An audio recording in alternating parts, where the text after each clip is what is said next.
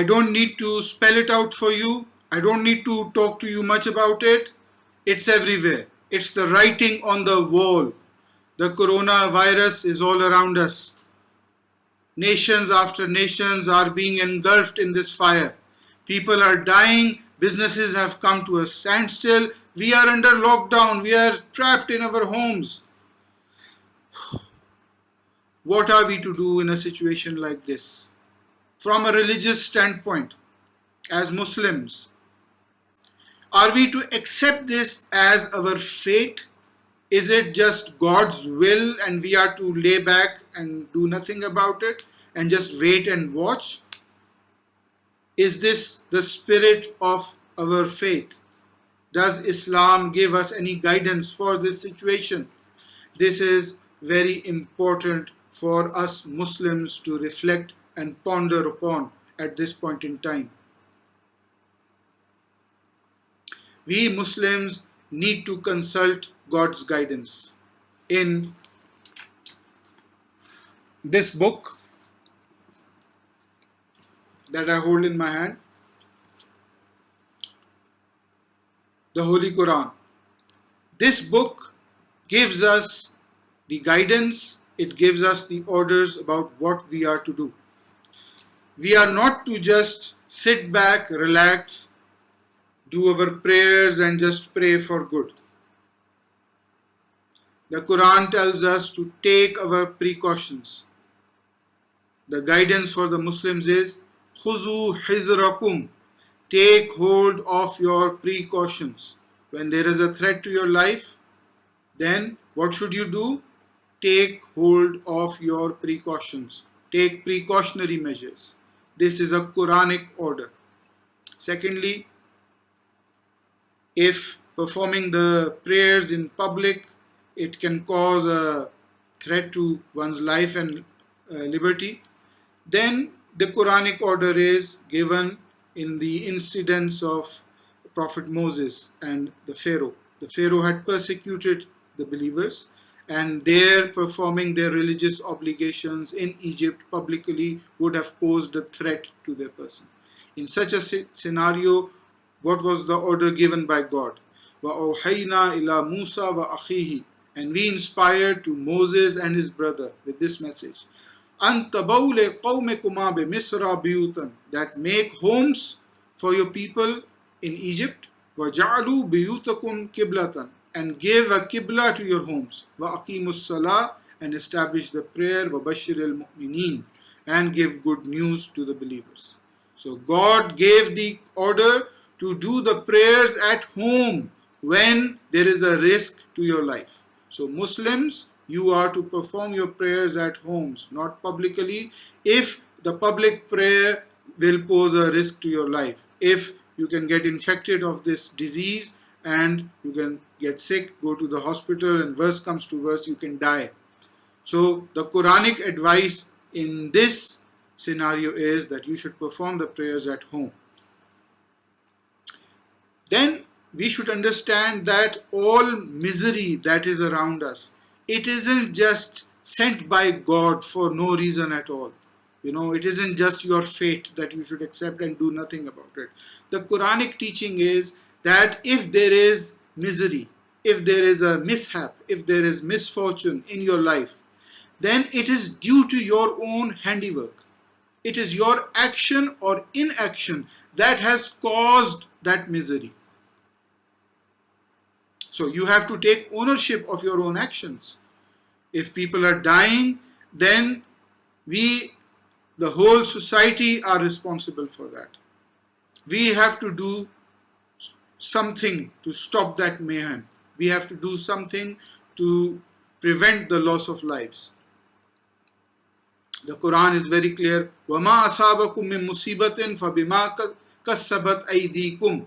Whatever misfortune happens to you is because of what your hands have earned. وَيَعْفُ عَنْ كَثِيرٍ. And Allah forgives much.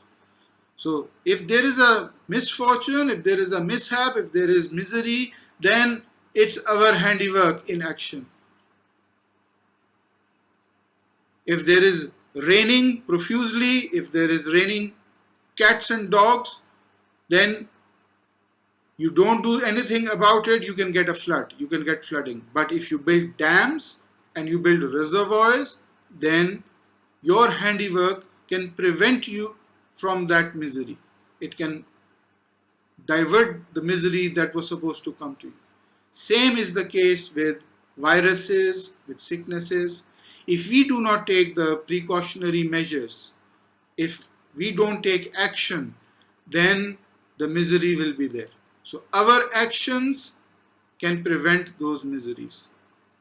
And very importantly, a central theme of the Quran is that the entire universe, the entire creation has been subjected to human beings. Human beings can harness the forces of nature. The forces of nature, if they are not harnessed, if they are left to their own devices, they can create havoc, they can create misery. But human beings have been put in a situation by God to that level that human beings can master nature, they can master the other creations, they can harness the forces of nature. So as Muslims, we are also duty bound by the Quran to harness the forces of nature, to study science, to develop our knowledge of science to that level that the forces of nature don't overpower us, but we overpower the forces of nature. And what is this virus? What is it? It's a tiny microbe. That microbe is now ruling your life. You human beings, God has put you in that driving seat where you are to conquer, you are to harness the forces of nature, but you are not doing that. You are not looking into the guidance. You, I mean the Muslim world. The non-Muslims are taking guidance. The non-Muslims are harnessing the forces of nature and they are combating the diseases and illnesses and they can overcome it. But we Muslims, we are not harnessing the forces of nature. The Quran says, وَسَخَّرَ لَكُمْ مَا فِي السَّمَاوَاتِ وَالْأَرْضِ جَمِيعًا مِّنْهُ. And He has subjected to you whatever there is in the heavens and the earth, all of it, all together. As Muslims, we have to do this. Sakhara lakum. We have to do the harnessing of the forces of nature by studying science, by investing in science, by having the knowledge, the scientific knowledge. This is what our religion is teaching us. Those who are godly people, according to the Quran, they aren't those who are, in some remote monasteries or in some kind of a nook and corner in a place of worship and reading beads, doing the tasbih all the time. The Quran does not describe those who remember God in this way. According to the Quranic definition in chapter number 3, verse number 191, those who are really remembering God are those who are engaged in the study of the natural universe. الَّذِينَ يَذْكُرُونَ اللَّهَ قِيَامًا وَقُعُودًا وَعَلَى جُنُوبِهِمْ. Those who remember God standing, sitting and on their sides. وَيَتَفَكَّرُونَ فِي خَلْقِ السَّمَاوَاتِ وَالْأَرْضِ. And they reflect and they ponder on the creation of the heavens and the earth.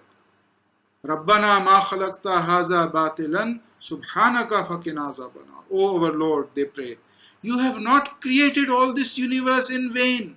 This universe is not useless. As Muslims, we are to study the universe. We are to study science. We are to study biology. We are to study biology, zoology, botany, all the sciences that are there. The Quran is compelling us to do that. The Quran is defining the believer as الَّذِينَ يَذْكُرُونَ اللَّهَ قِيَامًا وَقُعُودًا وَعَلَى جُنُوبِهِمْ وَيَتَفَكَّرُونَ فِي خَلْقِ السَّمَاوَاتِ وَالْأَرْضِ. They reflect on the creation of the heavens and the earth. Are you, Muslims, reflecting on the creation of the heavens and the earth? Do you have that scientific knowledge? Sadly, no. Sadly, no. We don't. We are not listening to the Quran. We have abandoned the Quran. We are not taking guidance from the Quran. If we were, we would have been at the forefront of scientific knowledge. So, the Quranic guidance in the wake of the coronavirus outbreak is very clear. Khuzu hizrakum. Take hold of your precautions. Take precautionary measures. God is telling you. Don't go there with your eyes closed. Don't do stupid things. Take your precautions. Take precautionary measures against the disease. Then perform your prayers at home. Then study the workings of the laws of nature, how nature is working, the laws of science that there are, study that. And harness the forces of nature.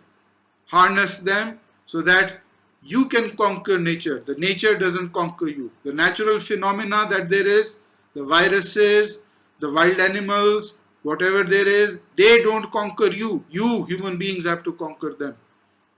This is God's message to humankind. So please pay heed to the Quran, open up the Quran and act on the Quran.